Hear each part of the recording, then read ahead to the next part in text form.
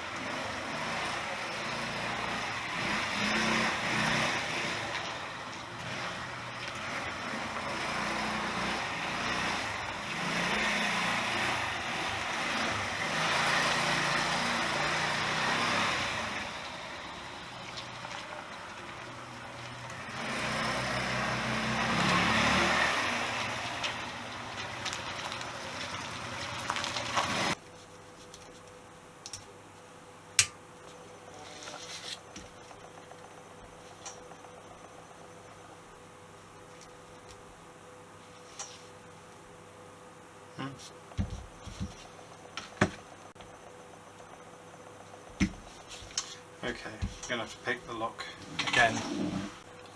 Whilst in the process of unpicking the lock, I thought I was going to have to take the barrel out backwards, but it seems to have jiggled itself free anyway.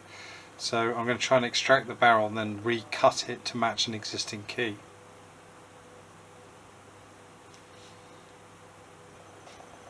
I could do with a clean actually at some point.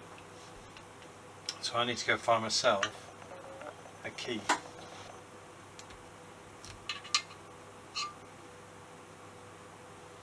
Oh, I managed to pick the biscuit, that's how it came out. Interesting. Okay, because I don't have keys, I'm just going to re-grind this to match my existing key. And this key works on 3 bikes then.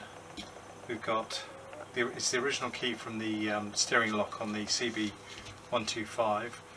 This key also fits the steering lock on the XL125, and now it's going to be the ignition key for the scooter. 1 key, many jobs. Right, now's the job of grinding this down to match. We've done this a few times.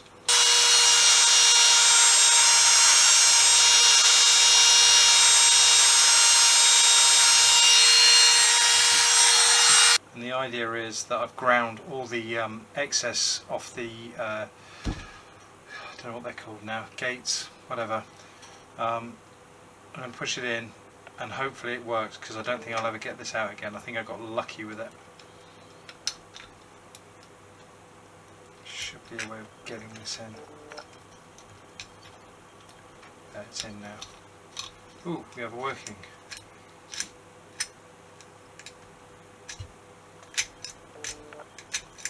Ooh, look at that. It's a bit of luck, isn't it? Not luck. Okay, well that just saved us 50 quid. Okay, so that's the lock back together. We have 3 positions. We have steering lock engaged, steering lock off, ignition on. Okay, and just to prove it, you can't do it with a screwdriver. So we're about as secure as cheese, as these Chinese locks are really simple to bust. And if you want to know how, there's plenty of YouTube videos on it.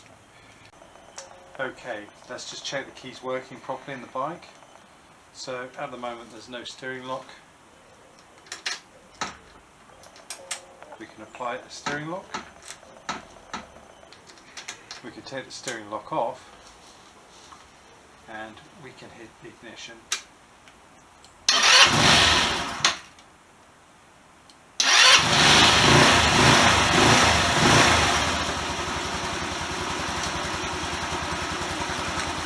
However, it doesn't kill it.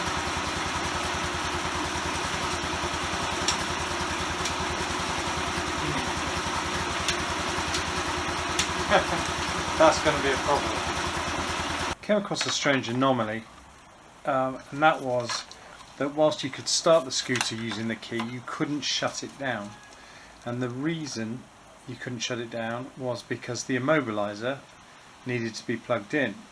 But annoyingly, this just beeps at you and drains the battery. I mean, it doesn't beep while you're running, just every time you turn the scooter on it beeps, every time you turn it off it beeps, and God only knows what it's doing in the in between, draining current. So in order to do that, I had to find a way of bypassing the immobiliser, because clearly the immobiliser was part of the kill switch system.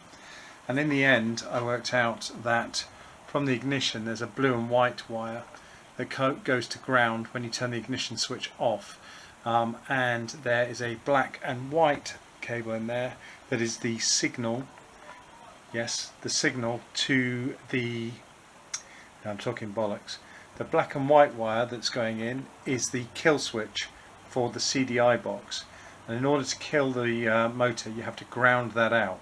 So by bypassing it, this is just a janky fix for the time being, by bypassing it, every time you turn the switch off the connection's made and it grounds out the CDI box, killing the motor.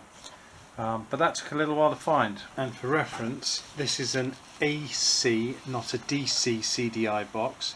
The little block on the right here, the block on the right here is your power in, and that one at the top, which is black and white, is your ground. So if you ground that terminal to earth, it kills the motor.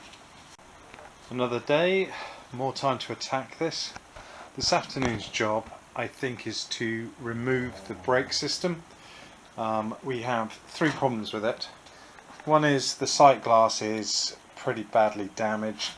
You can't really see the fluid well in there despite cleaning it, so that could be a potential MOT failure. The hose itself is damaged. There's a nick out of it here. It's gone quite deep and it's way through the protective cover. And thirdly, the caliper is shot to pieces. All the rubber dust seals have all rotted out, and the piston itself is quite heavily corroded. So that's going to need to be changed. You can buy the whole system already built up, direct replacement, 50 quid. It's £50 more than I want to spend on it, but hey, that's what it is. And for safety purposes, it's probably best that we do that. It's more expensive to buy the individual components. If it wasn't, I wouldn't bother changing the master cylinder. But as it's cheaper to buy the master cylinder, hose and calipers all ready to go than just the hose and the caliper, that's what we'll do.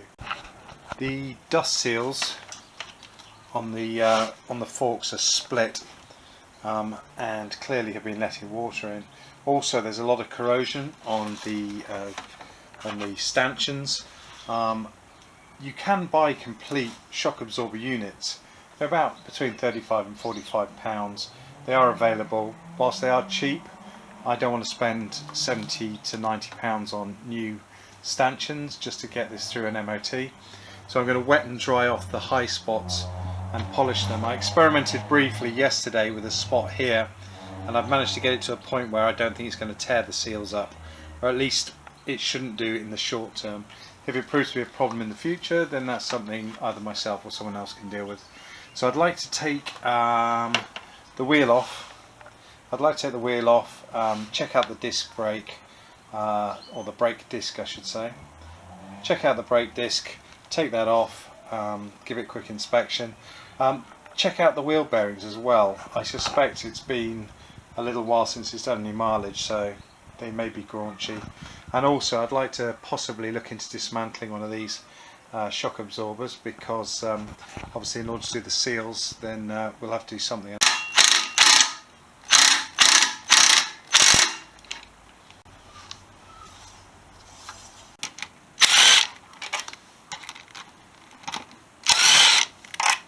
The other thing about Chinese made scooters is this heavy reliance on cable ties as OEM fixings for just about everything on here. I mean, I've got a pile of dead cable ties lying around. How does that come out?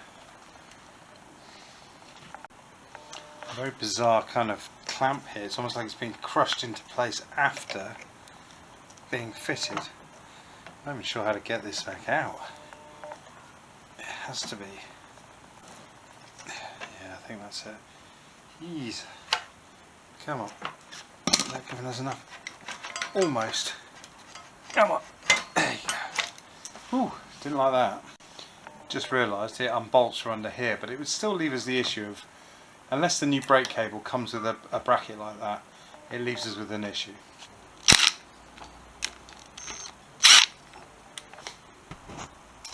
One brake system.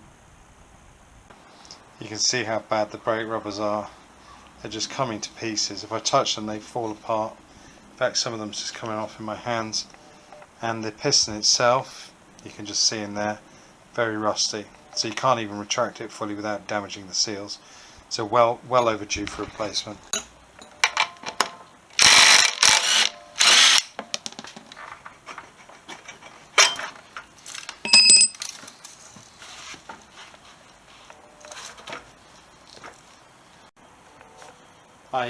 In order to remove each individual shock absorber, I need to get rid of this mud guard, but although I've managed to loosen the bottom one, the top two, this one's rounded out completely, this one is in danger of doing the same.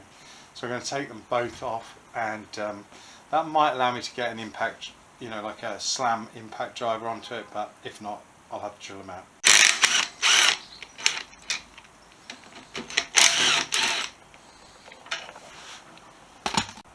Right, a couple of issues I've faced really. One is I don't have a 12mm Allen key to fit in there, so I'm trying the nut on a bolt trick, but that's not shifting it. This side I've actually managed, the stanchion is loose, so I don't think that's going to be an issue.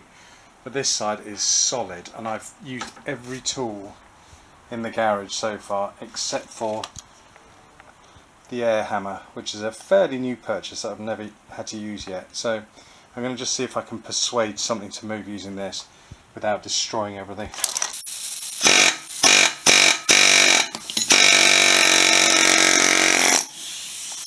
Well, something's moved.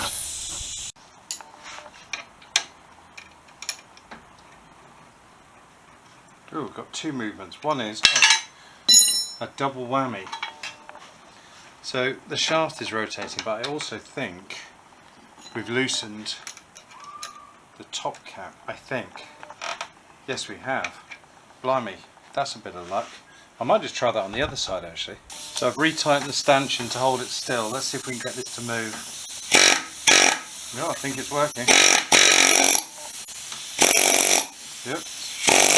Right, settle down. I think we've got success on this side too. Yep, top cap's moving. Excellent. I have no idea how much spring tension these are under. It could fly off, or it could be a non-event. I hope it's a non-event because I'm too young to die. There we go.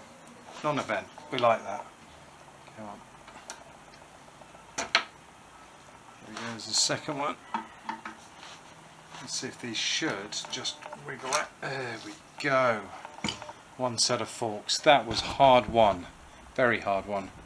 It's times like this when you start to wonder what you've got yourself into. I mean, look at the state of this garage. It's never looked this rough.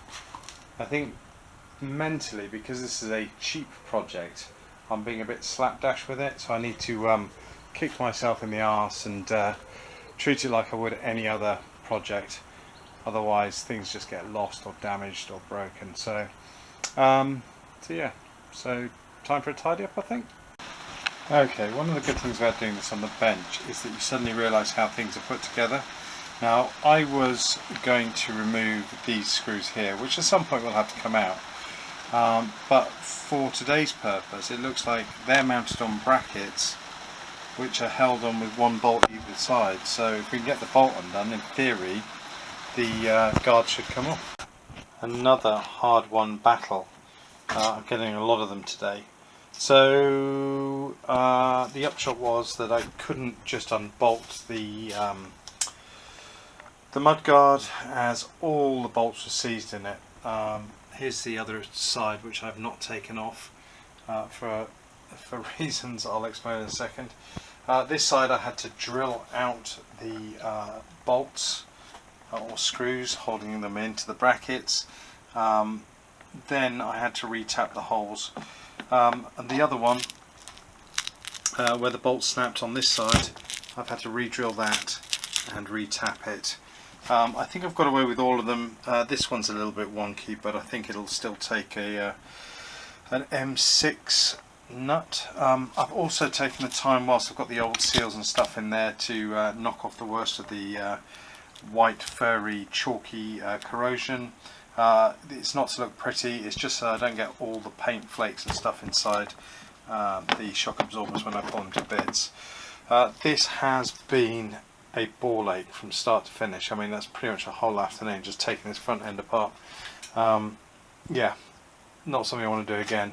I'm going to, I mean, you can see how badly pitted the forks are. They're a real mess, but I'm going to try and get it through an MOT by cleaning all that up before I change the seals. The next battle is there are some Allen bolts in there, and the chance of them coming out are about 0. I hope they do, but if not, we're going to be changing the seals from the top end, which is a ball ache in itself.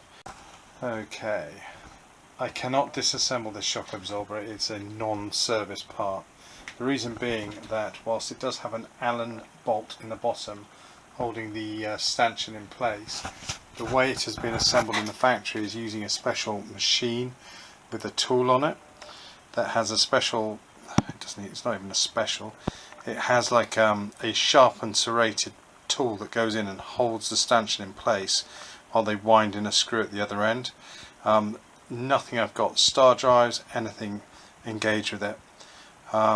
This is probably out of focus, so apologies, but every time I move the Allen wrench at the bottom, all the internals rotate with it and I have no way of holding it still. I mean, it is possible, I guess, to change the seals with the stanchion in place. However, this one appears to be okay and not leaking. I pressure tested it by putting my hand over it and pressing down. I've got no air leaks and there's no residual oil on the outside. So I'm going to let sleeping dogs lie on this one. If it proves to be a problem, I will just end up changing the whole fork. But for the time being, this is it. So I'll order new dust boots for it because the ones on this are shot to pieces, and I'm going to reassemble it. So the shock absorbers needed to come out to do that, but I could have saved myself a whole bunch of work if I'd known this from the beginning. But hey, you live, you learn. Okay, so with our compromised shock absorber fix, I've been around and all the rust spots on the stanchions I've wet and dried with 400 grit. If you get your nail in there, you can definitely feel and hear them, but they're smooth enough that I think a seal will survive running up and down them. Now, to be honest, up here it's unlikely that the seal's ever going to come into contact with, but there are a few little spots which are actually less pronounced than the big ones. There's a bigger one there, but again, you can feel it, but it's not as bad as the top ones. And it's a similar story on this one as well. There's some small pitting going on, but I managed to wet and dry it flat enough that I don't think it'll compromise the seals. The seals that I'm not changing. So yeah, less than ideal.